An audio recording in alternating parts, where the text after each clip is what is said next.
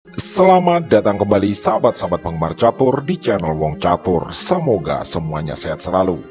Kami mengucapkan kembali selamat menunaikan ibadah puasa bagi saudara-saudara yang menjalankan. Pada video kali ini, kami akan mengulas kemenangan luar biasa dari Mikhail Tal ketika menghadapi Grandmaster asal Georgia Bukhuti Gurgenidze dalam kejuaraan USSR Championship tahun 1957 babak ke-18. Seperti halnya game spektakuler lain, permainan ini mendapat label khusus yaitu Don't Talk Book to Me, yang tentu kata book merujuk pada sang lawan yaitu Bukhuti Gurgenidze. Dan seperti ciri khasnya, kali ini Mikhail Tal akan menghadirkan pengorbanan spektakuler. Selain itu, kami hanya memilihkan partai-partai terindah untuk sahabat-sahabat semua. So, ikuti sampai selesai dan mari kita mulai. Buah putih dipegang oleh Bukhuti Gurgenidze dan Mikhail Tal memegang buah hitam. Dalam permainan ini kita akan melihat Benoni Defense Classical Variation atau pertahanan Benoni variasi klasik. Game dibuka dengan pion D4 dan kuda F6. Lalu pion C4 dan C5 menantang pertukaran. Tawaran ditolak dan Bukhuti terus mendorong pion ke D5. Tal menjawab pion E6 lagi-lagi menantang pertukaran.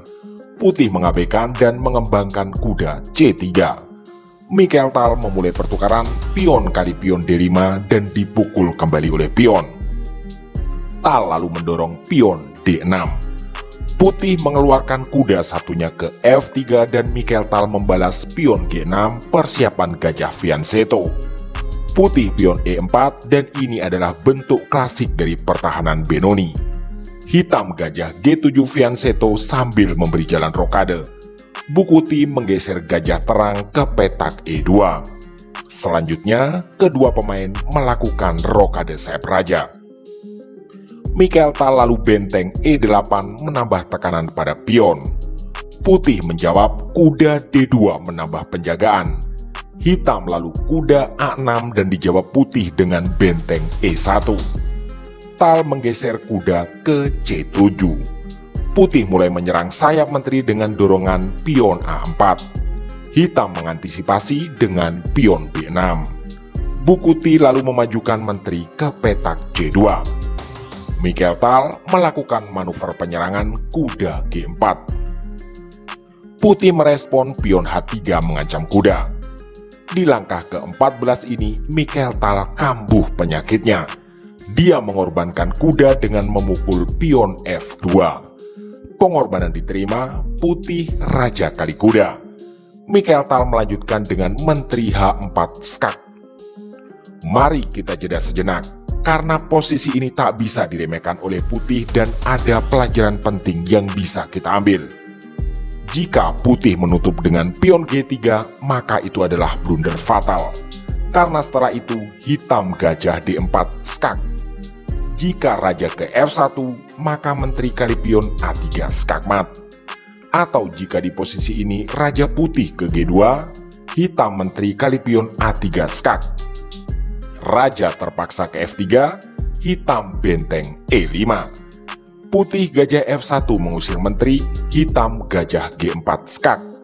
Raja putih terpaksa ke F4, maka hitam pion G5 skakmat. Pada level Grandmaster, tentu kesalahan seperti itu sangat sulit terjadi. Walau secara sekilas langkah tadi pion G3 menutup skak bisa jadi satu alternatif. Di permainan aslinya, putih mengambil langkah terbaik, yaitu raja ke F1 sambil tetap mengawal benteng. Hitam gajah D4 demi mempersempit ruang gerak raja sekaligus menebar ancaman skakmat di F2. Sebagai antisipasi, Bukhuti Gurgenidze menggeser kudanya ke D1 untuk mengawal petak F2. Oke sahabat-sahabat semua, silahkan menebak apa langkah terbaik Mikhail Tal di titik ini. Seperti biasa, kami beri waktu beberapa detik atau pause video ini sejenak jika dirasa perlu.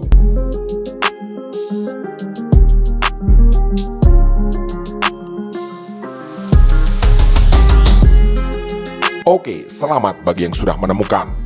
Mikael Tal menunjukkan kelasnya dengan melakukan pengorbanan spektakuler penuh jebakan, yaitu Menteri kali pion H3. Tentu saja putih tak boleh menerima pengorbanan, karena jika pion kali menteri, maka hitam akan menutup gajah kali pion dan itu adalah skakmat. Oleh karena itu, di permainan aslinya, putih menolak pengorbanan dan memilih gajah ke F3 untuk memberi ruang pelarian bagi rajanya, sekaligus memperkuat penjagaan terhadap pion penting G2. Hitam menteri H2, dan putih menjawab kuda E3. Mikael Tal lalu mendorong pion F5 menantang pertukaran pion. Diabaikan oleh Boukouti dan dia menggeser kuda D ke C4 menyerang pion D6. Tal pion kali pion dan dijawab gajah kali pion. Hitam lalu gajah A6 mengepin kuda. Boukouti Gourgenidze mengembalikan gajah terangnya ke petak F3.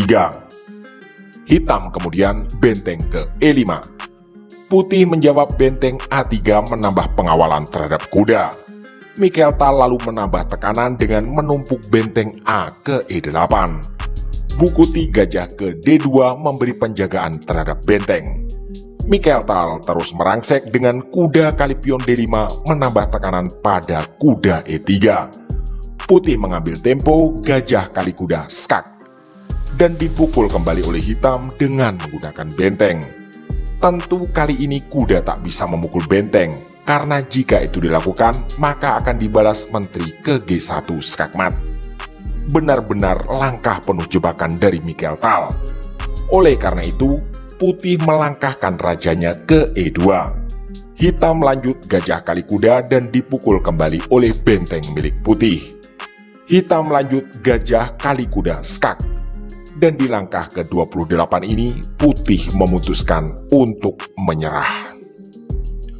Ini menarik karena materi perwira kedua kubu masih terlihat sama.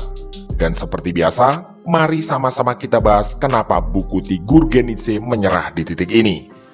Jika permainan dilanjutkan, maka langkah terbaik Raja Putih adalah menghindari lajur F yang sudah sangat terbuka. Maka Raja ke D1. Hitam benteng kali benteng. Putih membalas lagi benteng kali benteng. Hitam menteri G1 skak. Benteng terpaksa menutup. Hitam menteri ke F2 menambah tekanan pada gajah yang terkena pin oleh benteng. Hal ini memaksa menteri putih tetap harus memberi pengawalan terhadap gajahnya. Di posisi ini, langkah terbaik putih adalah raja ke C1 untuk melepaskan diri dari pin benteng. Hitam bisa lanjut gajah B3 menyerang menteri mengorbankan diri. Di titik ini, jika menteri memukul gajah, maka hitam menteri kali gajah skak. Raja putih terpaksa ke B1 dan hitam menteri kali benteng skak, maka hitam unggul 1 benteng plus 3 pion.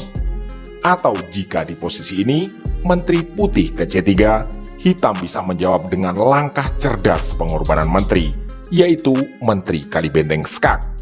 Gajah putih terpaksa memukul menteri dan kita semua tahu lanjutannya, yaitu benteng D1 skakmat. Di posisi tadi ketika gajah hitam kali kuda skak di langkah ke-27, Boukouti Gourgenidze memutuskan menyerah karena lanjutan variasi manapun akan mengarah pada kekalahan putih. Benar-benar permainan memikat dan penuh jebakan dari Mikael Tal, sang penyihir dari Riga. Demikianlah video singkat permainan luar biasa kali ini. Semoga bisa menjadi inspirasi dan referensi bagi kita semua. Mohon dukungan like, komen, share, subscribe, dan doa agar channel ini selalu belajar dan makin berkembang. Terima kasih telah menyimak, mohon maaf atas kesalahan kata dan sampai jumpa di video catur berikutnya.